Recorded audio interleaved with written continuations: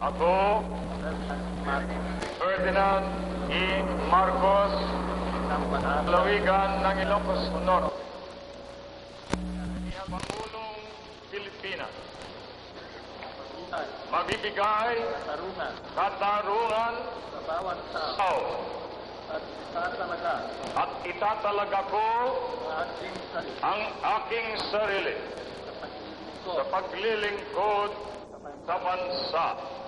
Kasiyan nawa ko ng Diyos.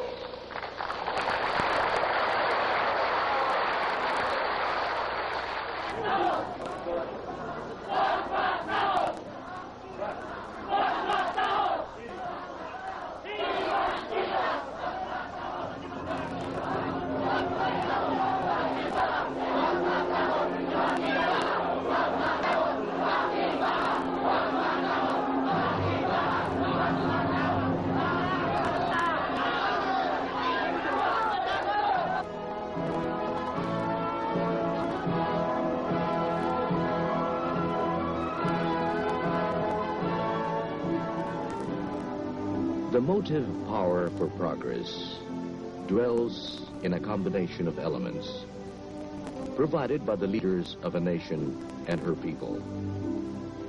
The dynamics of national development gains equally from the thrust of leadership and the commitment rendered by the people. President Ferdinand E. Marcos's decision in 1972 to dismantle the structures of representative government borrowed from the West marked a watershed in the Filipinos' voyage of self-discovery. Heading off the crisis of a secessionist movement, of rebellion and economic bankruptcy, he invoked the martial law provision of the Constitution on September 21st, 1972. To lead the nation on a new political course, he launched a revolution from the center. Proclamation 1081, which embodied a program of reformation for Philippine society, was a radical and far-reaching decision by one man to recast the destiny of the Filipino people. It was not for one man. The vision of the new society needed the common man and the common will to make it a reality. Martial history has demonstrated its need to create a new society. The achievements of the period attracted and gained respect as a peaceful means to revolutionize society, a developmental model that is instructive for the countries of the Third World. The massive drive for the restoration of political stability and social order. Martial law, the purging of service, with a consequent enlistment of technical and administrative into government service. Reforms in national politics centered on the process of replacing the political institutions borrowed from the West with those more expressive of Filipino tradition and historic experience. The activation of 42,000 citizen assemblies called barangays draws its inspiration from the concept of the village council, which served as the basic political unit of the pre-Spanish Malay society. The barangay today, families formed in every village and city district, decide on national and local issues and are consulted by national. Barangay representatives, including youth groups, make up the Sangguniang Bayan, or local assemblies on the municipal, city, provincial, and regional. At the national level is the Batasang Pambansa, inaugurated on June 12, 1978. A national plebiscite held early in 1981, shortly after he lifted martial law, expressed support for a combination of presidential and parliamentary system, with Marcos as president and chief of state, governing with a prime minister. But the precept underlying the political evolution has remained constant, rooted for the poor as a priority. Various measures in the last 8 years have done much to revitalize Philippine economy. The National Economic and Development Authority, NEDA, supplied the development efforts with a planning vehicle, which revamped a sluggish bureaucracy and stirred it into action. NEDA centralized control and designed specific policies to spur overall growth and development, with a goal to ensure every Filipino's sustenance, to attack the causes of underdevelopment at the roots, mass poverty, and mass deprivation.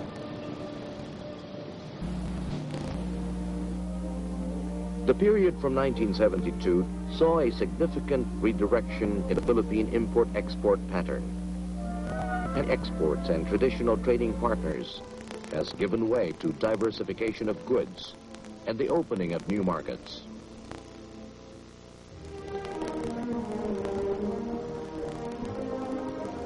Major economic reforms paved the way for the improvement of the investment climate.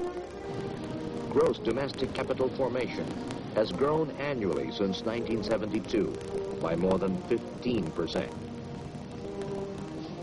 The expansion of foreign investments has enabled the generation of financial resources to meet the capital requirements for growth.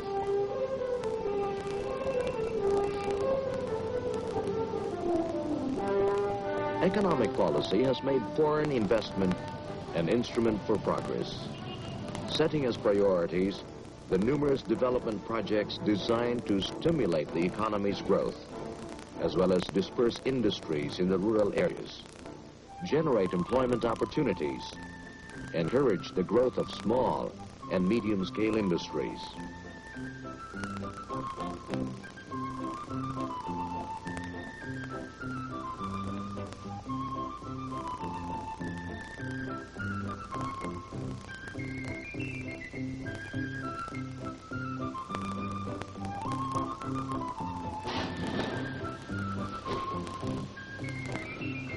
Recognizing the benefits of industrialization, emphasis has been laid on the development of new manufacture exports and on locating industries in various regions, especially through the creation of export processing zones.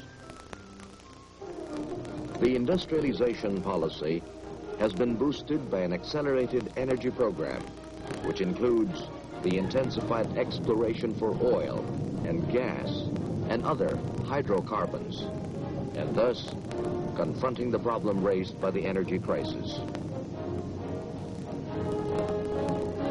New coal deposits, such as those in the island of Semirara, have yielded new possibilities for energy sources. Cagayan Valley, Bicol, Mindanao, and Samar are being tapped for geothermal sources.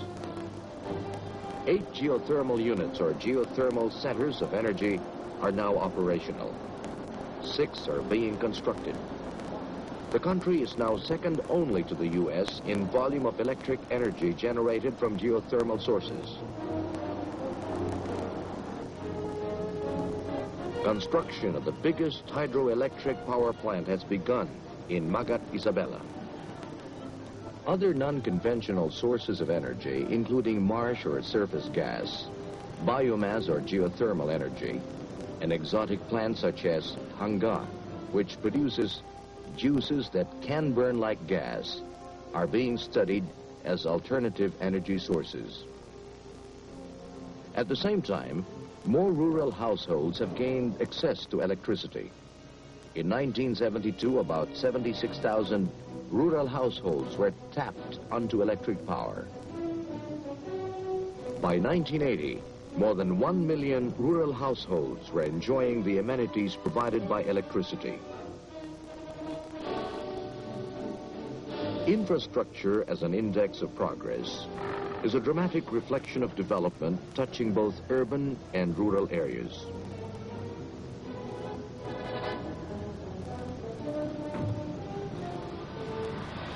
A network of highways, bridges, and ferries link the archipelago from north to south.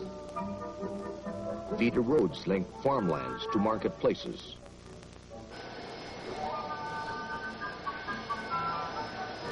Improved port facilities have eased travel and transport by air and water.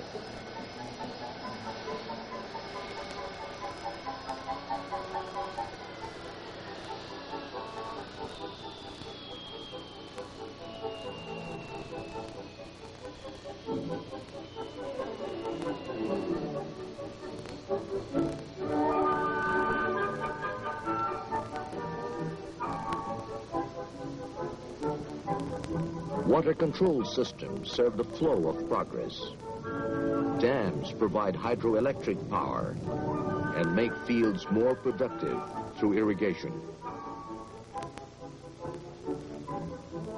No single act of the Marcos presidency has had more far-reaching impact and popular acclaim than its decision on September 26, 1972, to declare the entire country a land reform area.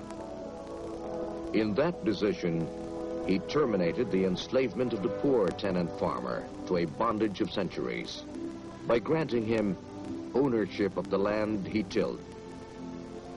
Ownership has not only meant a new dignity, but has also made the small farmer a productive and useful member of society. In line with agrarian reform, the president has propelled the country toward a revolution in agriculture. Self-sufficiency in rice is one shining symbol of the massive increments in agriculture and livestock production.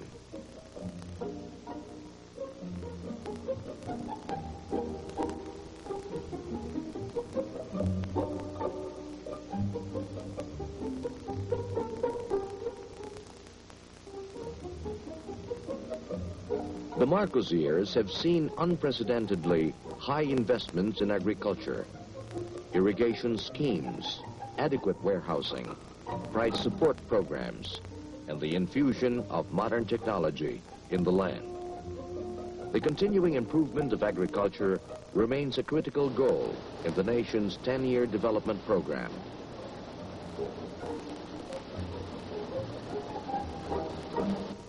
Primary health care programs, supported by the increase in the number of hospitals, and rural health centers have improved health conditions in the country. Nutrition programs which integrate various approaches of food assistance and nutrition education have battled to overcome malnutrition among children.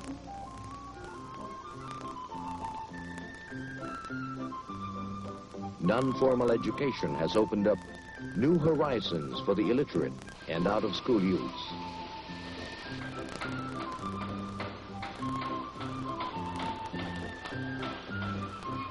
To assure the steady stream of productive opportunities, the National Employment Strategy has mobilized resources to create new job opportunities through skills training and the development of labor-intensive enterprises.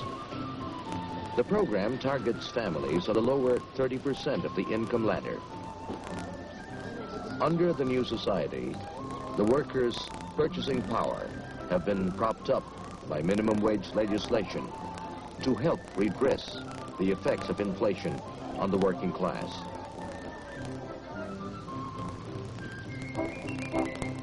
A new labor code was promulgated, which joined together management and labor with government in a tripartite conference for the settlement of issues, thus assuring industrial harmony to allow economic growth.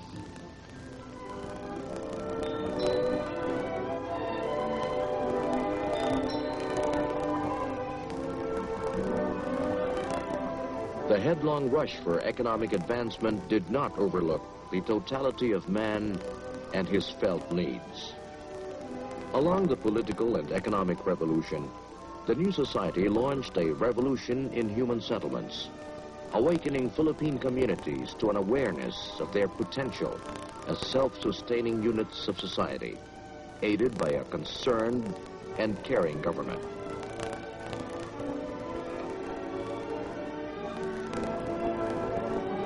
In a developing country, the strategy to fulfill basic human needs approaches a life and death issue. The government has boldly dramatized commitment to its citizenry with the creation of the Ministry of Human Settlements in 1976 and the Metro Manila Commission under the leadership of Mrs. Imelda Marcos.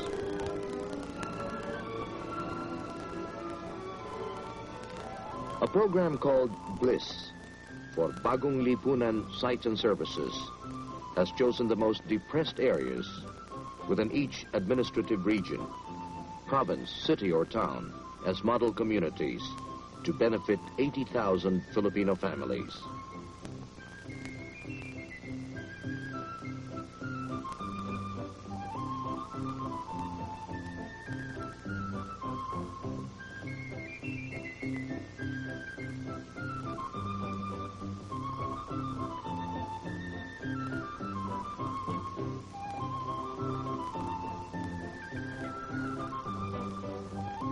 In Metro Manila alone, the evidence overwhelms with the magnitude of these efforts.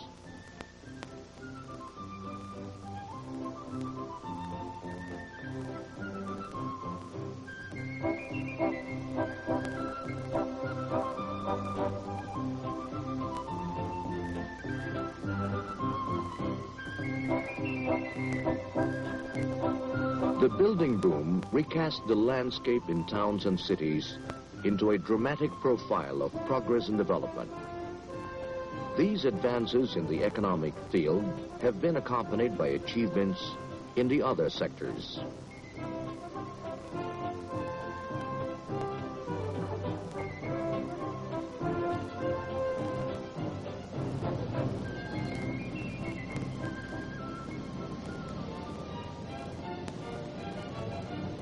The new society has neither failed in the recognition of man's spiritual and emotional needs, in the creation of an environment to enhance the full expression of national arts and culture. To enhance the Filipinos' understanding of the national soul, museums showcase the works of painters and sculptors and preserve for posterity the heritage of centuries. The cultural renaissance, due primarily to efforts of Mrs. Marcos to popularize the arts and improve the status of the Filipino artist, combined with an upsurge in nationalism, has brought about the flowering of indigenous arts, particularly music, drama, and folk craft.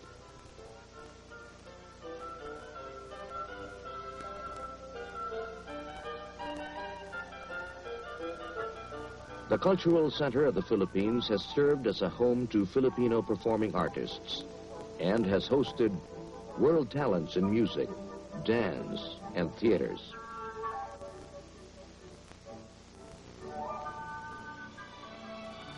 A most dramatic aspect of the new society is the respected place that the Philippines has gained in the Assembly of Nations. In the past, Philippine foreign policy was viewed and in fact served merely as a reflection of the country's special relations with the United States.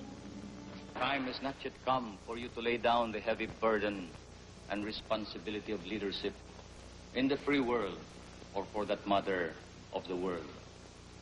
For by the inexorable decision of destiny, you have become the trustee of our civilization, and you cannot abandon this role, no matter what may be. How can America speak to Asia? I would say, America, speak from the depths of your own heart. Speak in the language of Jefferson. Speak with the wisdom of a Lincoln. Speak with the compassion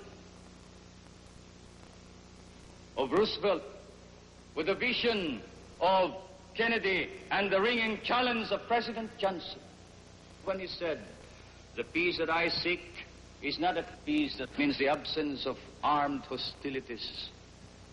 For where men hunger and hate, there can be no peace.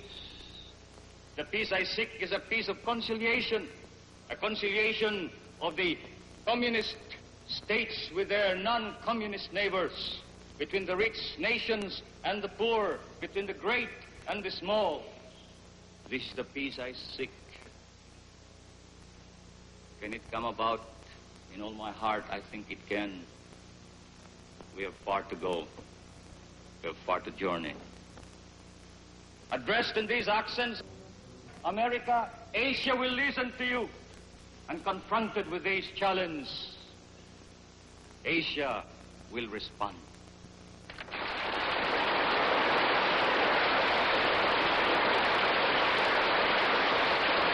When I went to Arlington Cemetery, it was raining,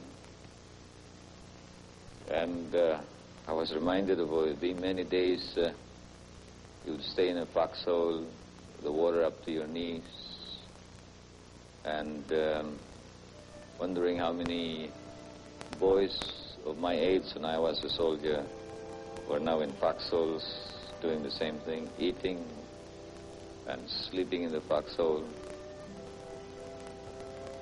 And then, as I saluted the tomb of the unknown, one thought entered my mind. There, but for the grace of God, lies I. When I went to the U.S. Congress, I kept telling myself, these are hard-headed politicians. You make your appeal, but make it short and make it an objective, dispassionate appeal. But it didn't come out that way. I did feel it was a little emotional. But the most painful feeling that I have is that which I felt when I talked to my former comrades in the war. For they scoffed at our medals and laughed at our scars. Especially one particular scar that I bear with pride. With as much pride as any decoration that has been granted me. A scar from a wound I received in attempting to save the life of an American comrade. Where is your American friend now, they asked me.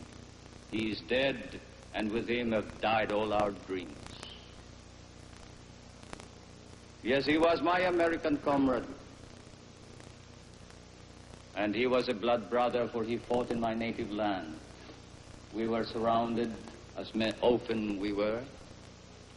We had to break out. And in breaking out, I saw him fall and try to crawl to safety. I returned to him only to fall beside him. The blood of Filipino and American commingling in Philippine soil. As I cradled him in my arms towards the foxhole, he said, I die. But go tell them back home, you who will live. Tell them that I die with only one regret, and that is that America has failed us. And the Filipino that I was, as if I could retrieve him with my words from the hands of death, answered him with confidence. As I said, no, America does not forget, and America will not fail.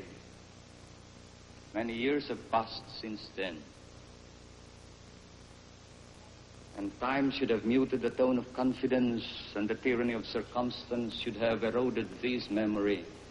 But today, I still say, as I have said to my people, no, America is just. America does not forget. America will not fail us. Thank you.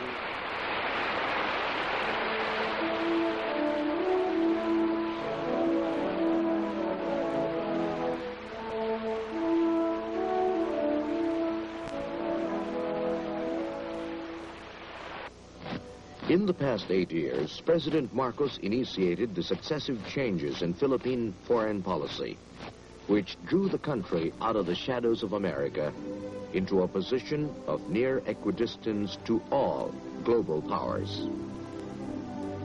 The Philippines' role in creating the Association of Southeast Asian Nations, the opening of ties with the People's Republic of China, the Soviet Union, and other socialist states underlined the government's determination to present a stance on international affairs that is at once ideologically independent, yet cognizant of the realities of world politics.